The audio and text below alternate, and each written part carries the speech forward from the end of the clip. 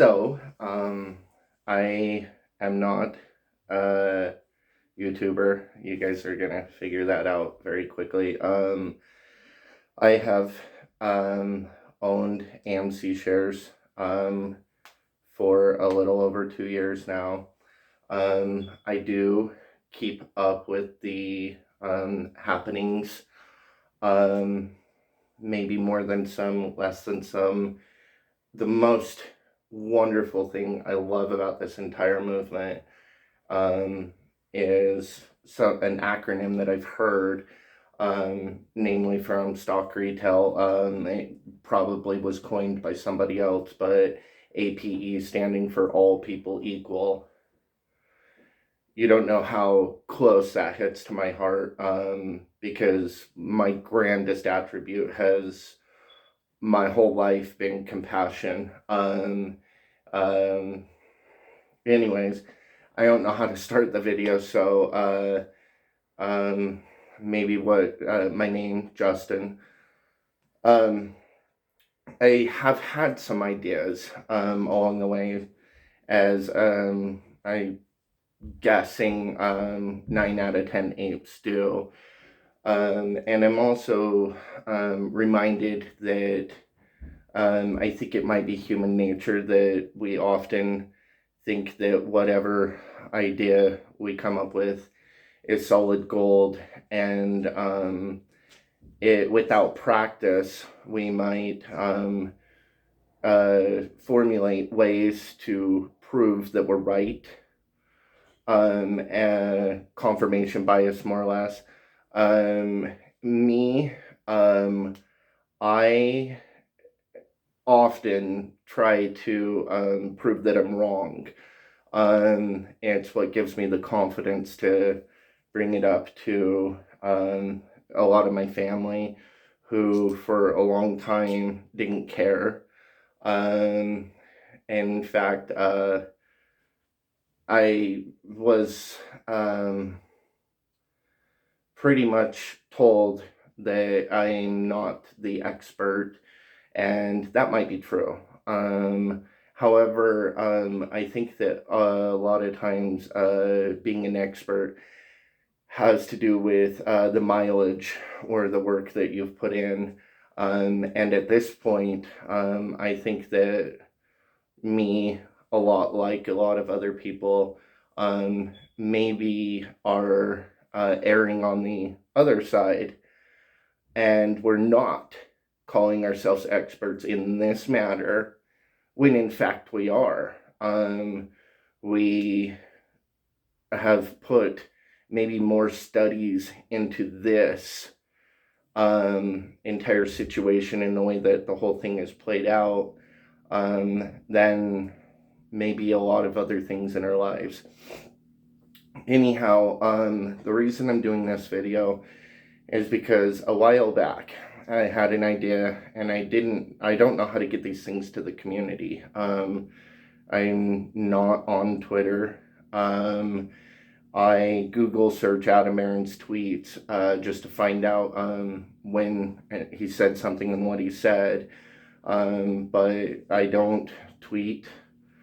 I don't, until now, post to YouTube on these types of matters.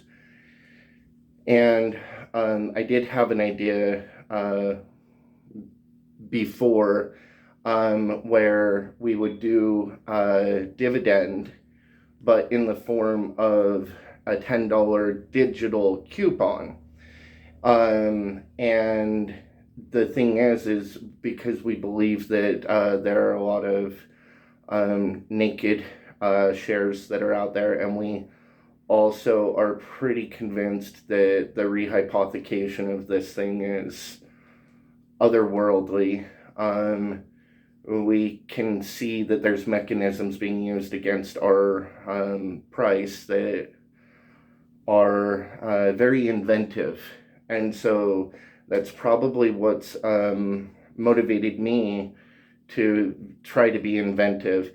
And this afternoon, when AMC closed just a little bit below $7, I was thinking to myself with the run up 3 weeks ago, that there were a lot of people buying call options, and for the right reasons. I mean, we didn't know that it would be historic to our 103-year history, but I think most of us were pretty in tune to how well we had done that quarter 3, given the lack of movies that we had. And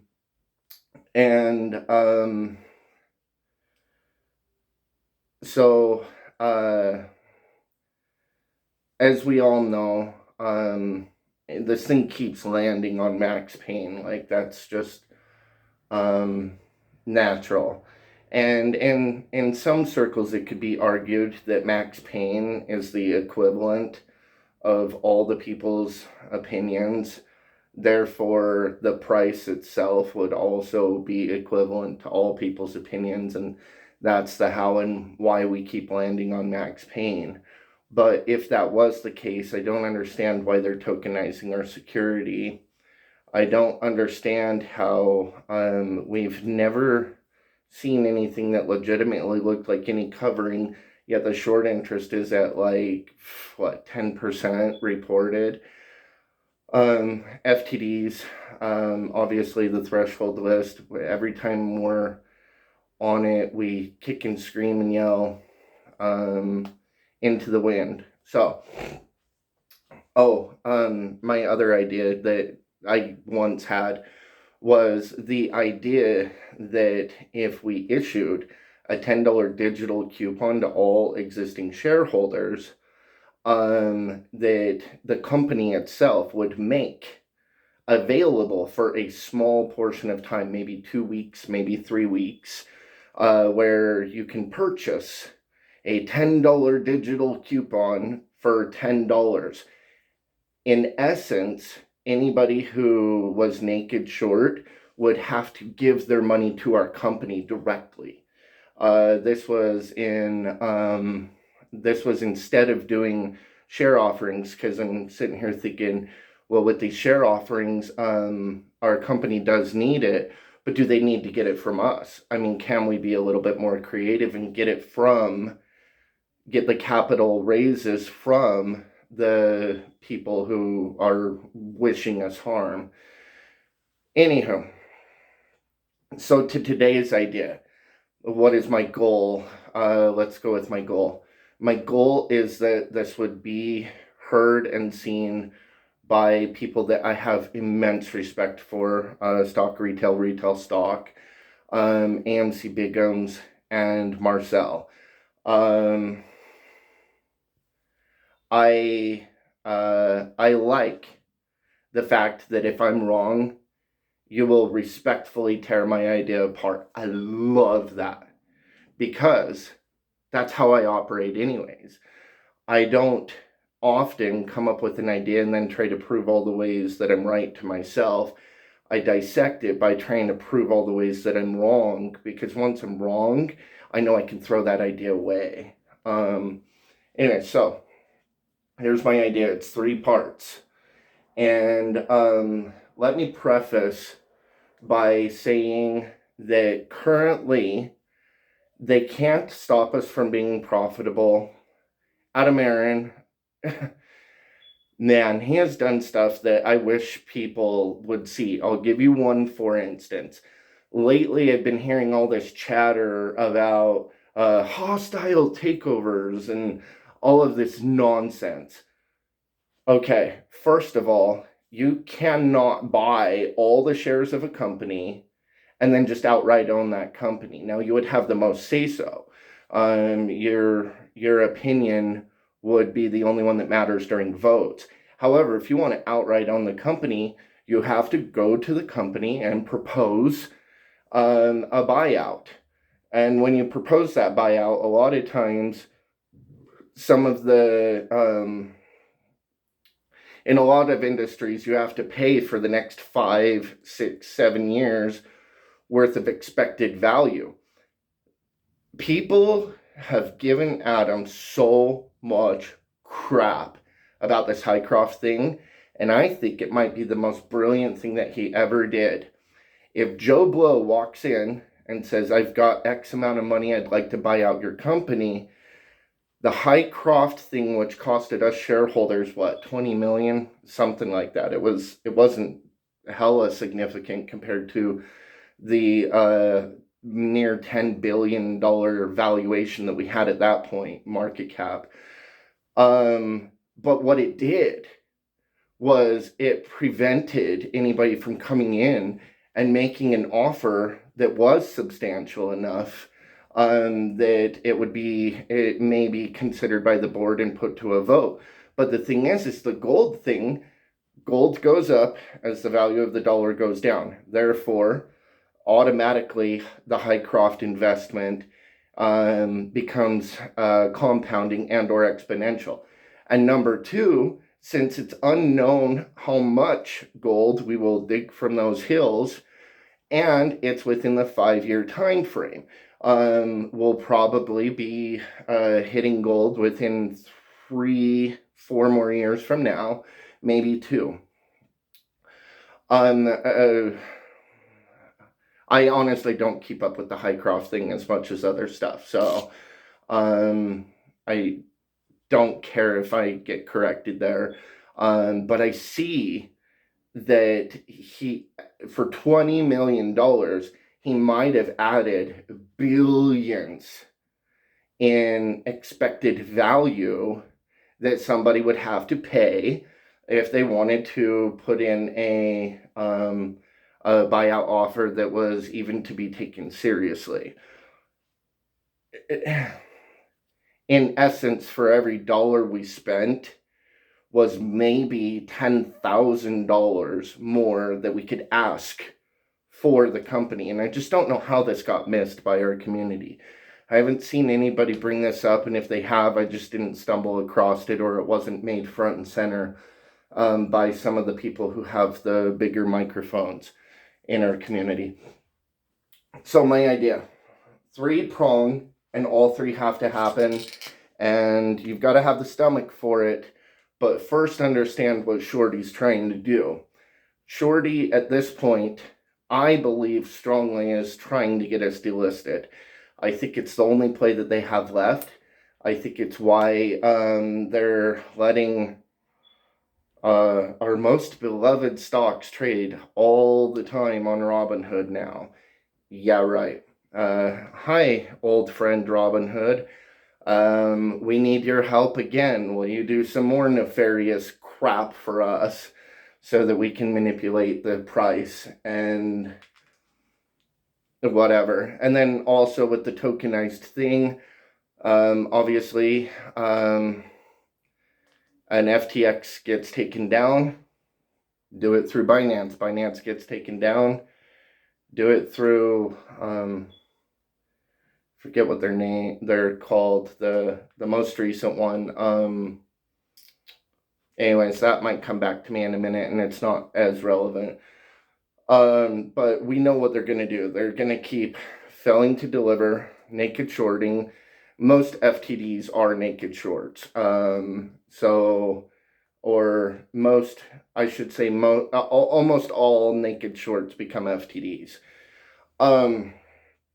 And all of the short exemptions that are done for market makers, which is one other little thing. This Dodd-Frank act that was passed was very long, lengthy, covered a lot of details, and these rules that they're passing right now take a snippet of it. They rewrote it a handful of times to where it basically doesn't impact market makers. And I have a feeling, a really big feeling, that this law is directly against Marcel and Lit Exchange.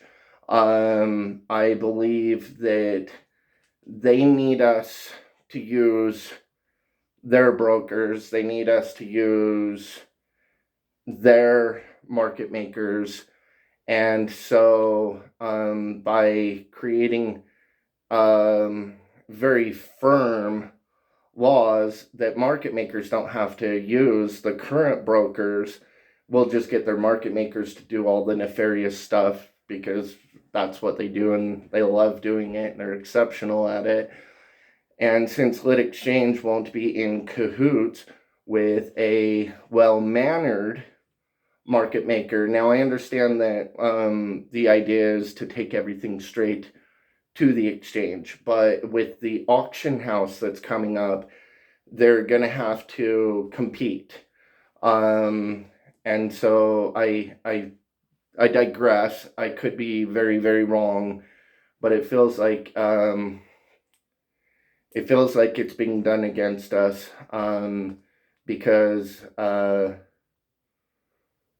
building our own infrastructure is probably their worst case scenario. Excuse me.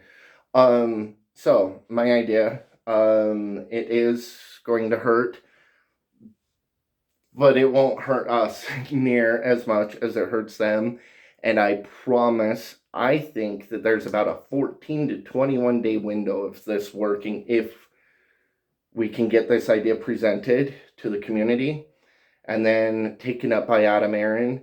Even if the secret comes out, I don't see any way that this doesn't work. So, what is our current float? Roughly 200 million. What are we raising? 350 million in cash, which is probably going to end up being 40 to 50 million. So let's go high on this. We've got 250 million shares outstanding with $1 billion in cash. That's ish where we're going to be. Well, what if we did the following three things? Number one, a 10 to 1 reverse split. At these prices, and you make the execution really, really, really fast, meaning when from the time that you announce it till the time it gets done might be within a week or two. And so obviously they're going to drag us down to maybe 5, maybe just a titch below, but they're running into a real problem here because we are profitable and we actually do have a value. And even if it would become way too valuable if they pushed us down way too far. Let's say they pushed us down to $2. At $2 with 250 million, they're calling us a $500 million company. I think that they would experience buying pressure that hasn't been there before. People who have sat out would be like, okay, you're literally giving this away. And it's not it's not reliant upon a conversion thing, which they were giving ape away, but they probably tokenized the ever-loving out of that, and I don't know how or when they're ever going to be able to fix that. But to us and to victory, here's the way that I see this. Adam Aron has done a great, exceptional job at fixing our business side of things. And so now what I'm trying to address is the shareholder value side of things. And I don't view the dilution that just barely happened as negative. I think it's very highly positive because he, during our time as the owners of the company, he has only used that money ever to create value. Like if he raises 350, he's going to get 600 million in value out of it. Judging by his aptitude for getting us discounts on the debt and then paying that debt, which saves us interest. So step one, we reverse split. So right now, if we have, let's say we have 250 million shares outstanding after the capital raise and such, we have 250 million shares outstanding.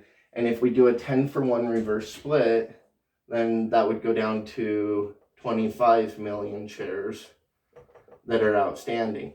Now, they've already blistered us and punished us for the reverse split that happened back in August. And so there's not much more value from a market cap standpoint that can be taken. But let's say that they move our share price from 7-ish down to maybe 4-ish. So we would reverse split. They would short us. Now we're in danger of being delisted, and so we're probably going to have to reverse split anyways. So since that's their goal, and they're doing a pretty damn good job of it, let's give it to them. Let's give them that touchdown so that there's more time on the clock for us to operate. So let's give them the reverse split that they're trying to push us towards by trying to get us delisted. So anyways, now we have 25 million shares that are outstanding times 10, which would put it at about $40-ish. So now that we're at $40-ish, what I want him to do is I want him to sell $9 billion worth of shares. So every million would get us, well, they're going to push it down from here. So let's say that they push it down another 25%. So we're at $30 post-split. And in order to raise the $9 billion, we would have to issue another 30 million shares, which would bring us to a grand total of this plus this of 55 mil shares outstanding.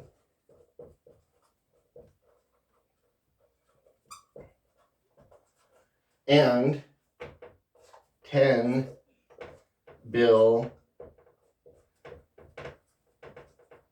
in cash.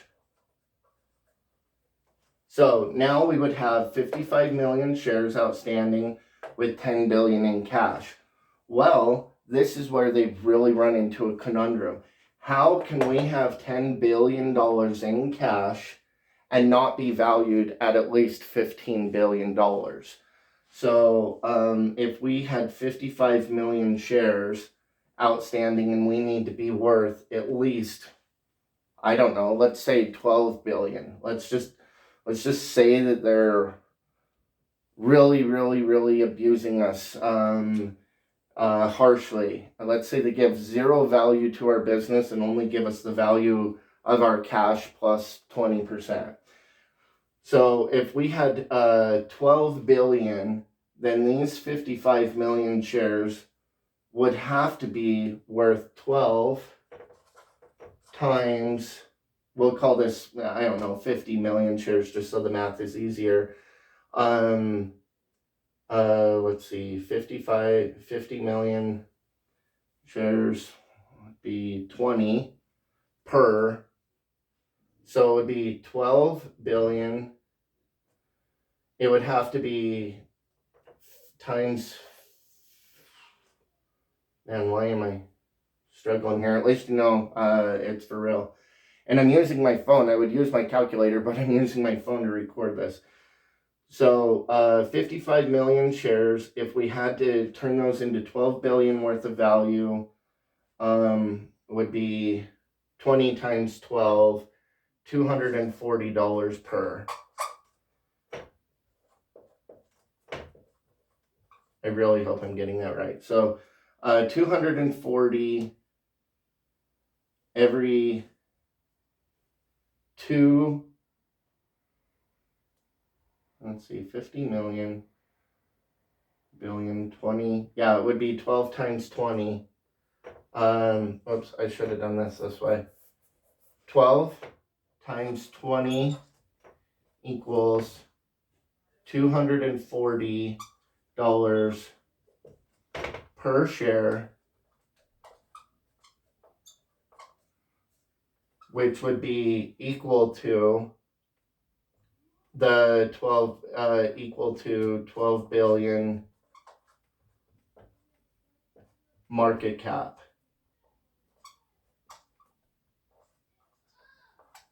Okay, so step one, we reverse split.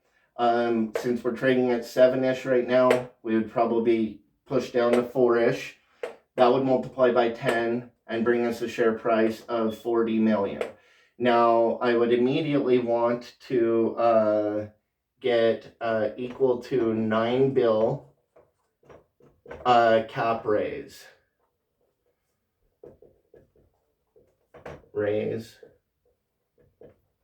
Now, by issuing at about $30 a share, we would need to issue 30 million shares, plus the 25 million would equal 55 million.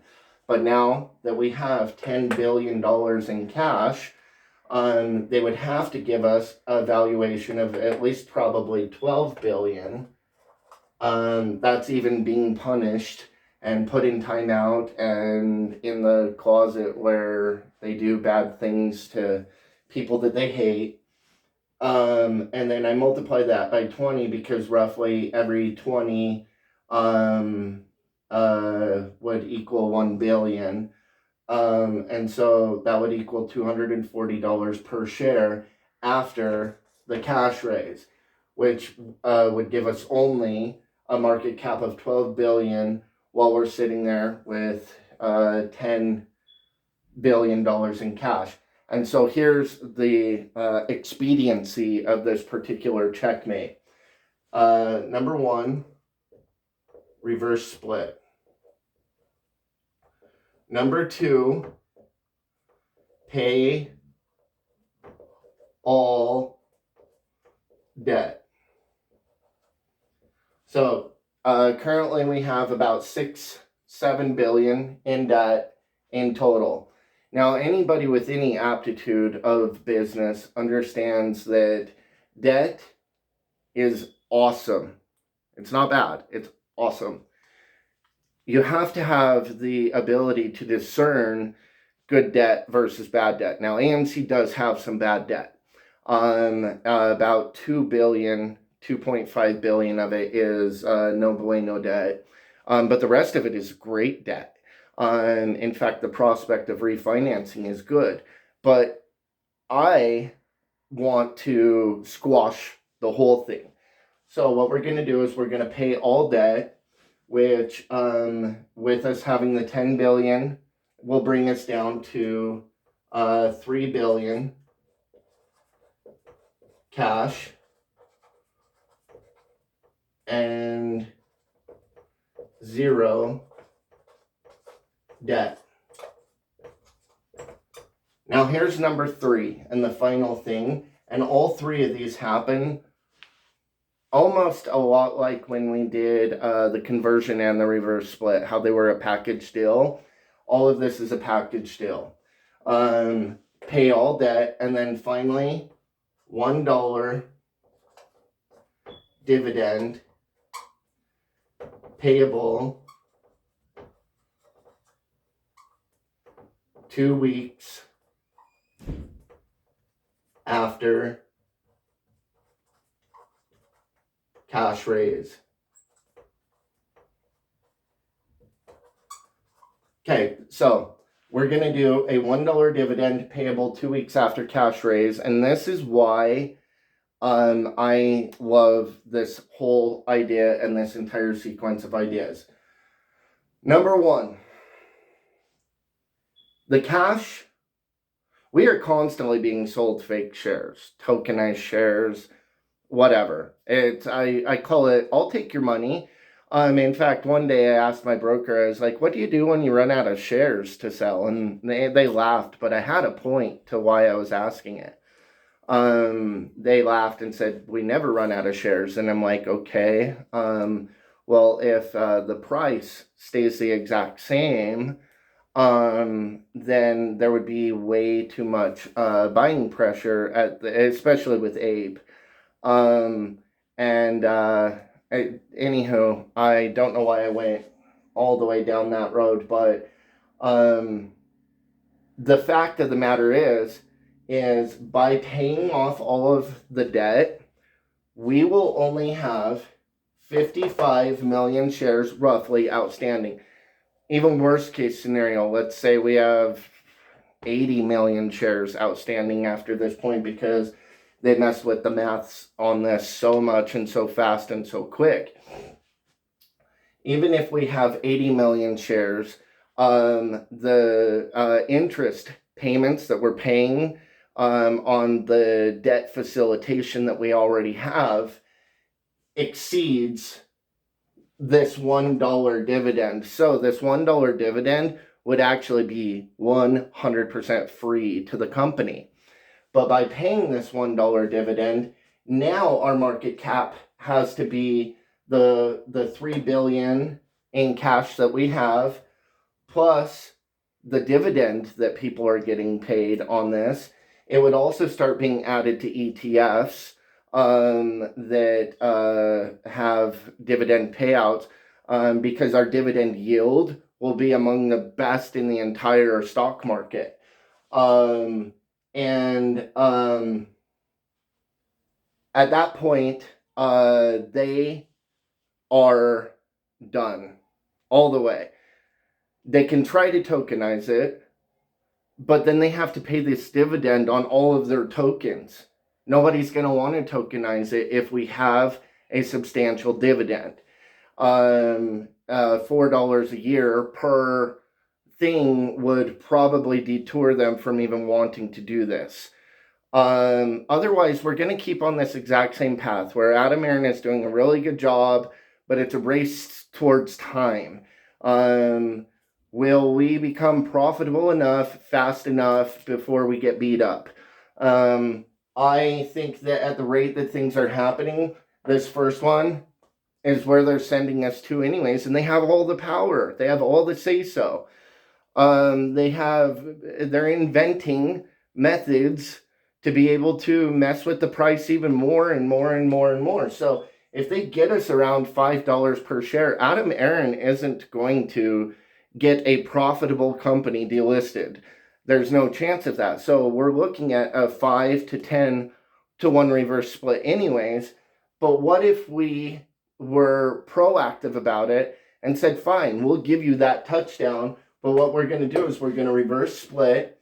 We're going to issue roughly 30 million, raise 9 billion plus the 1 billion that we have, giving us a total of 10 billion. Now that we have 10 billion in cash, it's nearly a must, an MUST, that our market cap has to be at least $10 billion, but we only have 55 million shares outstanding.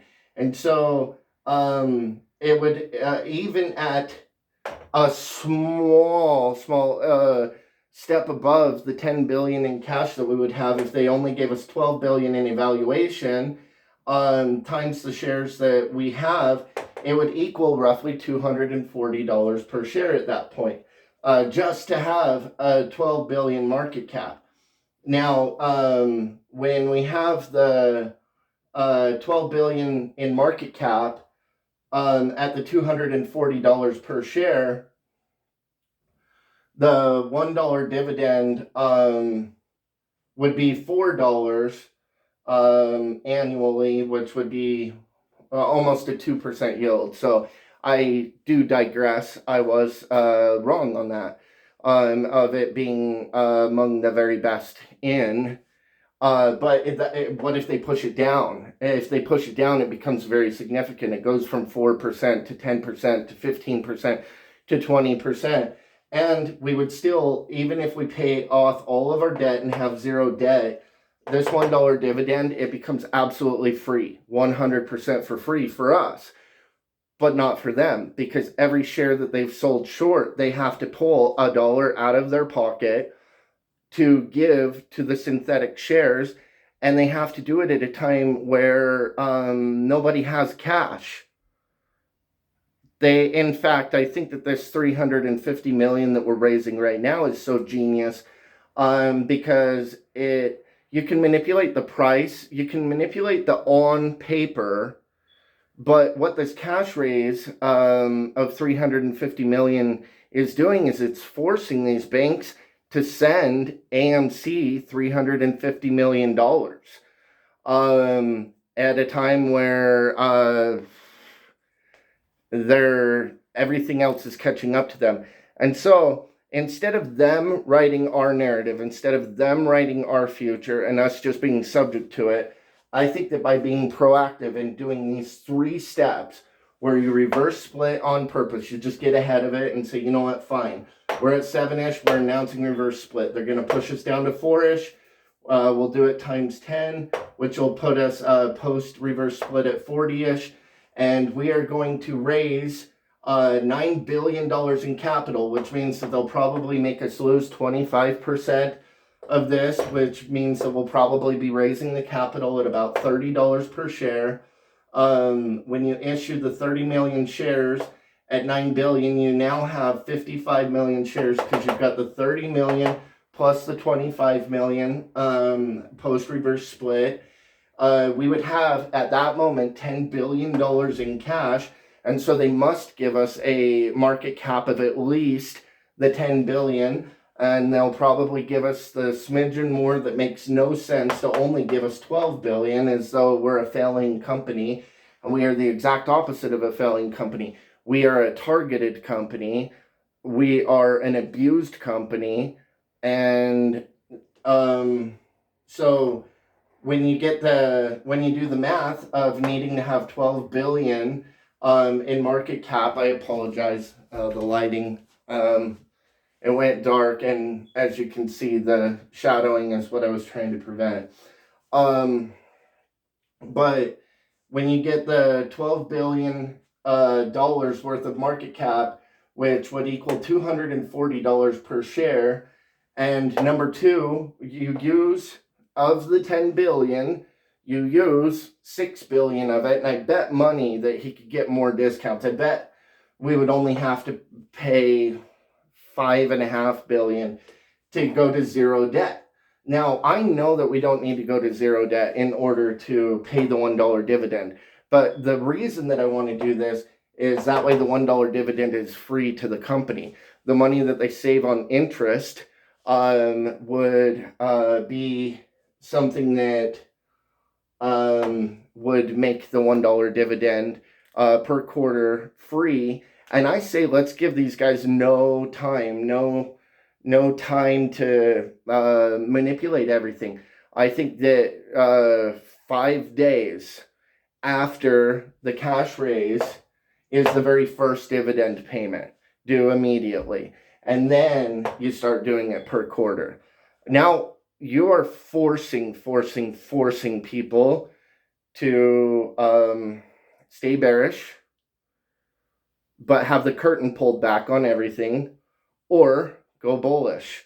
And if the whole world at the exact same time went bullish on any one thing, it would make Tulip Mania look like it was in second place as far as prices running up. It would run to very illogical numbers, and then, after however long, it would definitely pull back, but it would be far greater than what we're currently going through. I know that this video is hella long, but nobody knows me. And I knew that I was going to want to take a couple minutes to let you guys pick me apart as a person. And as you can see from the mistakes that I've made and some of the time that it took me to do the math, I did just barely come up with this idea yesterday, and I have spent a couple of days trying to tear it apart, and then wishing that I knew how to get it out into the community. So I think that that's where I end this video. I believe that we need to take a couple of lessons from a book called 3 Feet from Gold, which was also pulled from a more popular book, Think and Grow Rich. One of the mentors in 3 Feet from Gold said that we are basically the exact same moving forward, with the exception of two things: the books we read and the people we meet. I think that the strength to the ape movement has been the people that we meet and the DD that we read. This is no accident that we are seeing things play out pretty much as projected, with one exception. We thought that there was any regulation or any oversight, and we thought that the announcement of the DOJ with the RICO would do more than shut down a $7 million scam that impacted 10 people. That's their greatest boast that I've seen recently. I'm not saying that it's without merit. I'm just tired of everybody ignoring us. All politics aside, if 0 of the police responded to you getting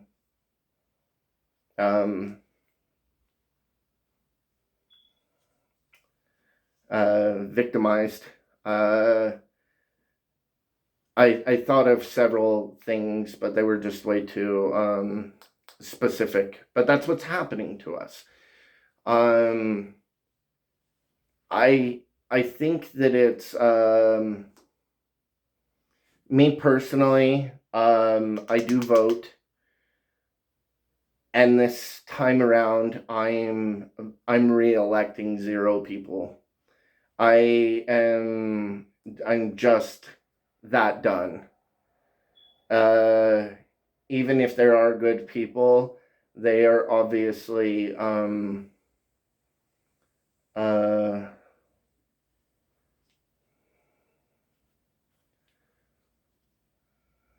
they're kind of in their own checkmate. They're leveraged against. So